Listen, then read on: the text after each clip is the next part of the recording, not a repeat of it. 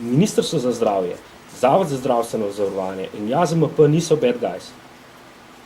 Mi samo pravimo, da je zadeva pomembna, težka po denarju in težka po tem, kaj povzroča, nosi za sabo življenje, zdravje nas vseh.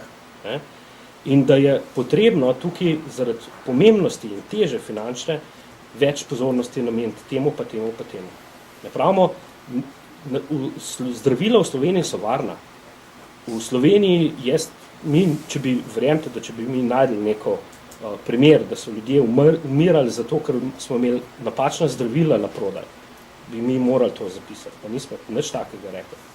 Zdravila v Sloveniji so varna, mogoče zato potrebno nekaj več časa, mogoče bi bilo pa se dal tudi še kakšen evro prešparati pri teh zadevah. In tukaj zaradi samega obsega teh sredstev je prostor, so vsak procent izboljšanja zelo veliko pozna.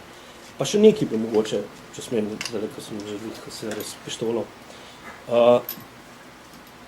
Tudi državljani, Janez Novak z ceste, davkoplačevalec, se mora tudi vprašati, kaj pa on lahko stori za to državo. Ne samo, kaj država lahko stori za njega. In kaj on lahko stori za to državo je, da, pa mogoče bi ga morali pri tem pa ZZS pa ministrstvo večkrat opozoriti, pa če ga minister za zdravje ne opozarja, ga pa Računsko sodišče opozarja, da ne kopičite zalog zdravil na domu, da ne shranjujete zdravil na neprimeren način, ne shranjujete zdravil tako, da so dostopna otrokom. Zdravila, ki jih ne porabite, ne jih dajati prijateljem, pa družinskim članom, pa sorodnikom. Ne uporabljajte zdravil, ki jim je potekal rok uporabnosti.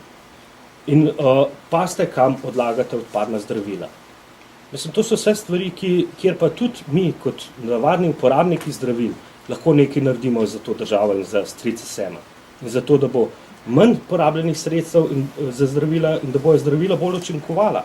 Ker vsi vemo, da če recimo nepravilno jemo antibiotike, bomo s tem povzročili odpornost odpornost bakterij na te antibiotike in potrebno močnejše in dražje antibiotike ima.